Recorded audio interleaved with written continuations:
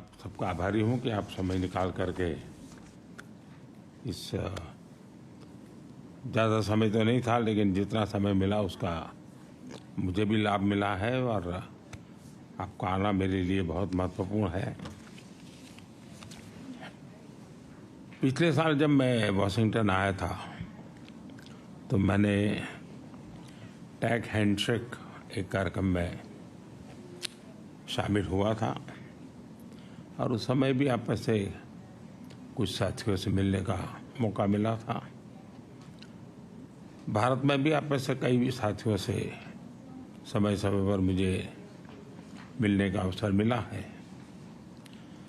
आज एक साल बाद मैं दुनिया के बड़े बड़े जो इनोवेटर्स हैं उनके बीच अपने आप को गर्व महसूस कर रहा हूँ कि मैं आप सबके बीच आज बैठा हूँ। मैं जो ऊर्जा देख रहा हूँ, जो उत्साह देख रहा हूँ और भारत के प्रति जो एक भरोसा देख रहा हूँ, ये वाकई हमें बहुत ही सुखद लगता है, क्योंकि जब आप जैसे एक्सपर्ट लोग कोई बात बताते हैं बदलती हुई दुनिया के विषय में और भारत की संभावनाओं के विषय में, तब भारत में भी एक नीति निर्धारण में हमारा विश्वास बढ़ जाता है। कुछ चीज़ों का सुझाव भी आपने दिया है, मेरी टीम ने सारी चीज़ों को नोट किया है, क्योंकि हम चाहते हैं कि आप जिस दुनिया में काम करते हैं और आप जिन दुनिया को अच्छी तरह जानते हैं और जिसका भविष्य भी आपको अनुमानित है, और तब आपके सुझाव आते हैं, वो सुझाव बड़े वैल्यूएबल होते हैं। आपके अनुभव मेरे लिए बहुत अहम है और इसलिए मैं भले ही टाइम छोटा रहा होगा तो कम रहा होगा, लेकिन उस महत्वपूर्ण बातों को बहुत तवज्जो देता हूँ, उसको बहुत बड़ा स्वाद देता हूँ।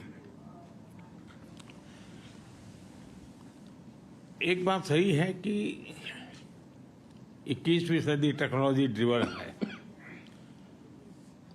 शायद ही जीवन का कोई क्षेत्र ऐसा होगा कि जिसको अब टेक्नोलॉजी ड्राइव न करती हो। किसी समय टेक्नोलॉजी का प्रभाव था, अब मैं देखता हूँ टेक्नोलॉजी ड्राइव करने वाली है। लेकिन ऐसे समय में सिर्फ टेक्नोलॉजी या टेक्नोलॉजी प्लस डेमोक्रेसी, इसका एक संतुलन बहुत जरूरी है, क्योंकि डेमोक्रेटिक वैल्यूज और टेक्नोलॉजी का मिलना मानव कल्याण की गारंटी देता है, एक विश्वास पैदा करता है। एंड टेक्नोलॉजी माइनस डेमोक्रेसी, मैं समझता हूँ किसी भी संकट के लिए एक वातावरण पैदा कर देता है। और भारत एक देश है जिसके पास टैलेंट भी है, डेमोक्रेसी भी है, मार्केट भी है, और ऐसी गोल्डन अपॉर्चुनिटी मैं समझता हूँ बहुत रेयर होती है जो आज भारत के पास उपलब्ध है। और आप में से बहुत एक लोग हैं जिनका भारत के साथ निकटता रही है, आपका अनुभव भी रहा है, और आपने ग्लोबल लेवल पे कई जगह पे काम किया है और भारत में भी काम किया है, तो आप कंपैरिजन भी कर सकते हैं। और उस कंपैरिजन में भी आप देखेंगे कि आपको +1 की पोजीशन वहाँ नज़र आएगी, और इस अर्थ में मैं इसको बड़ा महत्व मानता हूँ।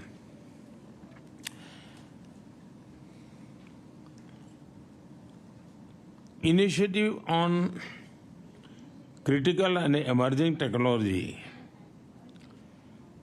आईसेट इंक्लूसिव इनोवेशन के लिए हमारे साझा कमिटमेंट का प्रतीक है। आप में से कई साथियों से मैं पहले भी मिला हूं। भारत आपकी ग्रोथ स्टोरी से फैमिलियर है और हम उस पर ट्रस्ट भी करते हैं। पिछले दशक में Bharat reform, perform and transform, इस मंत्र को लेकर के आगे चला है और पिछले दिनों का अनुभव से हमें लगता है कि इसमें हम गति जितनी ज्यादा बढ़ाएंगे, उसका फलक जितना ज्यादा हम विकसित करेंगे और जरूरत के आधार पर हम रिफॉर्म को बल देंगे, तो शायद हम और अधिक परिणामकारी होंगे। तो हमारा ध्यान इन दिनों उन बातों पर ज्यादा है। आज का भारत एम्बिशियस सपने देखता है और उन्हें पूरा करने का भरसक प्रयास भी करता है। आज भारत विश्व की 5वीं सबसे बड़ी इकोनॉमी है, विश्व की सबसे तेजी से ग्रो करने वाली इकोनॉमी है और मैं पक्का मानता हूं कि मेरा ये जो तीसरा कार्यकाल है उसमें हम 3rd लार्जेस्ट इकोनॉमी का हमारा जो गोल है उसको हम अचीव कर लेंगे, क्योंकि आज हम हाईएस्ट ग्रो करने वाले लोग हैं। जब दुनिया का सबसे बड़ा देश, सबसे बड़ी डेमोक्रेसी तेजी से ग्रो करेगी तो ग्लोबल पीस और प्रॉस्पेरिटी के भी एक आश्वासन उससे प्राप्त होता है। और जो आज आप देख भी रहे हैं, टेक्नोलॉजी विकसित भारत की यात्रा का एक अहम स्तंभ है। इसलिए आज हमने भारत में टेक्नोलॉजिकल कोलैबोरेशन और इन्वेस्टमेंट के लिए अभूतपूर्व संभावनाएं खड़ी की है। भारत की स्केल, भारत की कैपेसिटी, भारत की कैपेबिलिटी और भारत का परफॉर्मेंस, आप उसमें यूनिकनेस देखते होंगे, आपने अनुभव किया होगा।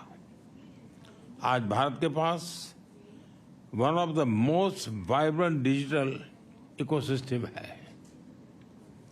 तीसरा सबसे बड़ा स्टार्टअप इकोसिस्टम आज भारत में है और विश्व का सबसे बड़ी युवा टैलेंट का पूल भी भारत के पास है। और आपने देखा होगा पिछले 10 साल के मेरे कार्यकाल को,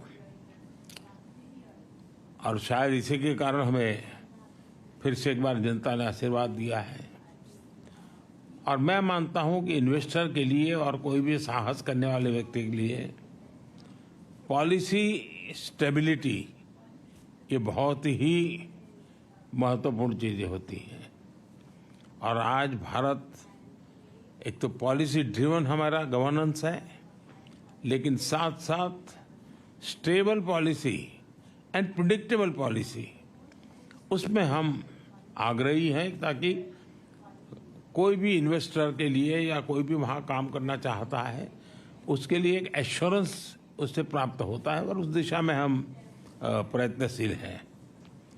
आज की टेक्नोलॉजिकल ट्रांसफॉर्मेशन हम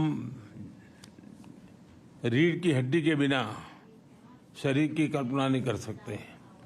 वैसे चिप्स के बिना कोई कारोबार चलना मुश्किल है और हम उस दिशा में ये बात सही है कि जिस गति से दुनिया में एक विषय चला उसमें हम लेट हैं, लेकिन हम एक बार शुरू करते हैं तो हमारी गति भी उतनी तेज होती है। अब जैसे 5G में हम लेट थे, लेकिन आज हम नंबर 1 पर है। तो ये भारत की अपनी एक विशेषता भी है, स्केल भी है, आवश्यकता भी है। तो चिप के और सेमीकंडक्टर की दुनिया में हम जो पॉलिसी लाए हैं उसको बहुत ही स्वागत हो रहा है। करीब करीब सभी इस क्षेत्र के लोग भारत में आने की दिशा में आकर्षित हो रहे हैं और उसके लिए जो बेसिक नीड्स की ज़रूरत है उसमें हम पूरी तरह तैयार हैं। चाहे पॉलिसी की बात हो, वहाँ पर आवश्यक इंफ्रास्ट्रक्चर की बात हो, सेंट्रल और स्टेट गवर्नमेंट का एक प्रकार सहयोग हो, इन सभी चीज़ों में हम साथ में हैं। और इसलिए सबसे बड़ी बात है डिजाइन। आज भी दुनिया की बड़ी बड़ी आपकी सबकी कंपनियां भी उनकी रिसर्च और इनोवेशन के सेंटर भारत में है। सबके सब भारत के टैलेंट से आप पूरी तरह परिचित है भारत के टैलेंट पर आपका पूरा भरोसा भी है, तो हम डिजाइन इन इंडिया के मूड में भी और आप काफ़ी बल दे रहे हैं ताकि हम दुनिया को कुछ नया देने के लिए सेमीकंडक्टर में हम $15 बिलियन का एडिशनल इन्वेस्टमेंट करने की दिशा में हम आगे बढ़ रहे हैं। दुनिया भर से भी, जैसा मैंने कहा, इन्वेस्टमेंट आ रहा है और भारत का प्राइवेट सेक्टर भी इन दिनों में काफ़ी इस मात्रा में निवेश कर रहा है।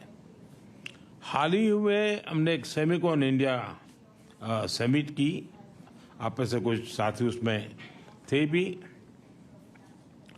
भारत के पास global semiconductor ecosystem supply chain में एक रिलायबल और क्रेडिबल पार्टनर बनने की पूरी क्षमता है। आज हमारा इलेक्ट्रॉनिक सेक्टर $150 बिलियन से ज़्यादा का है। हमारा लक्ष्य इसे 2030 में $500 बिलियन तक ले जाने का है, ताकि इस सेक्टर में 6 मिलियन नई जॉब्स की हम आपूर्ति कर सकते हैं।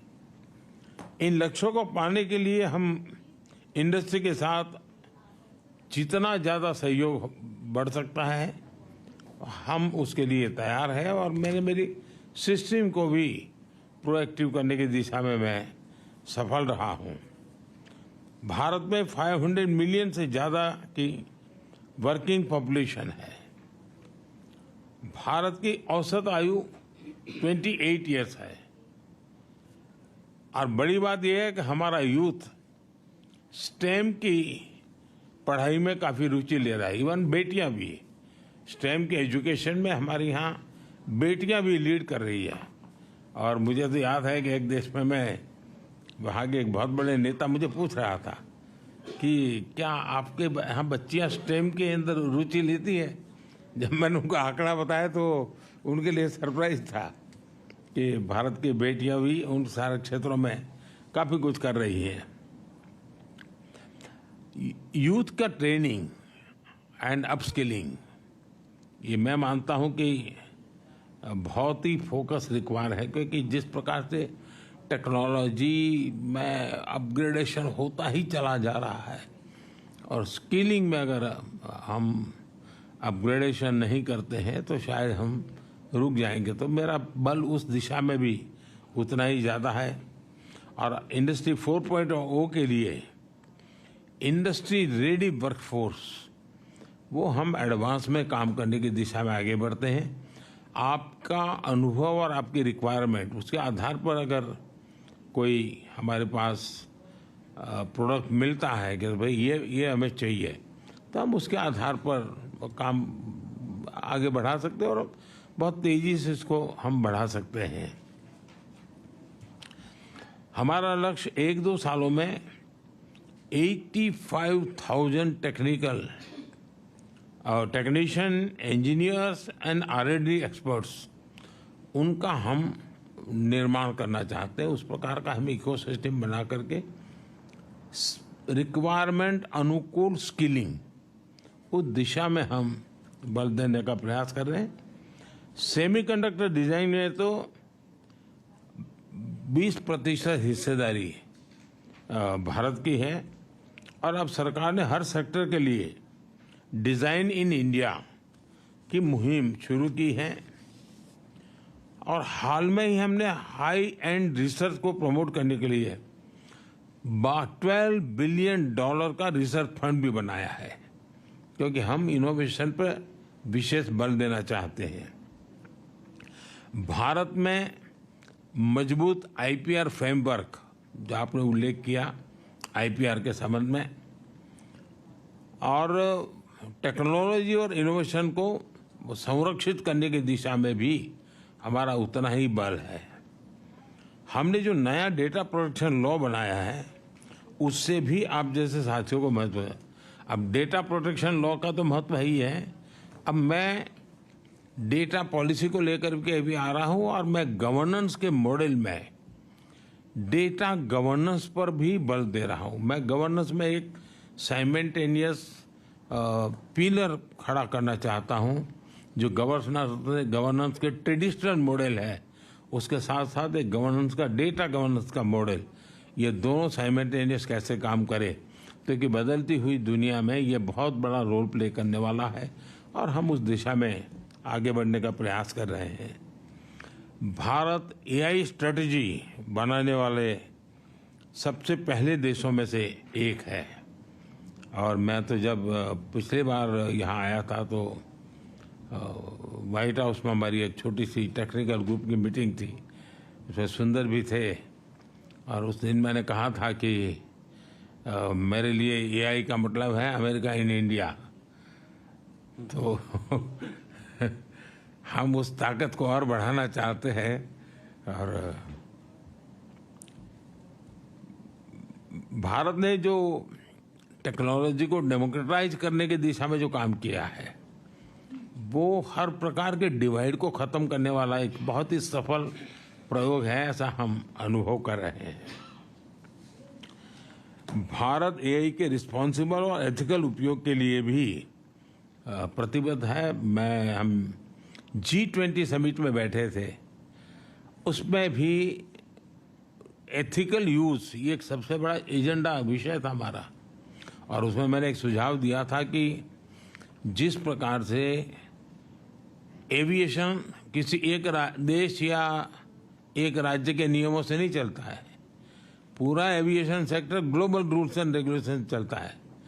दुनिया का छोटा देश होगा तो भी उसने अमेरिका के स्टैंडर्ड से ही एविएशन चलाना पड़ेगा और अमेरिका कितना ही बड़ा देश कहने को अपनी मनमर्जी से नहीं चलेगा, उसको भी छोटे देश की पद्धतियां हैं उसको स्वीकार करना पड़ेगा। जिस प्रकार से एविएशन सेक्टर ग्लोबल गवर्नेंस बन चुका है, वैसा ही डिजिटल हमें ग्लोबल गवर्नेंस का मॉडल ही खड़ा करना पड़ेगा। किसी एक देश का governance, rules and regulation digital world के लिए चलने वाला नहीं है और हमारे सामने मॉडल है। एविएशन सेक्टर एक सक्सेसफुल मॉडल है, सब लोग उसको फॉलो करते हैं।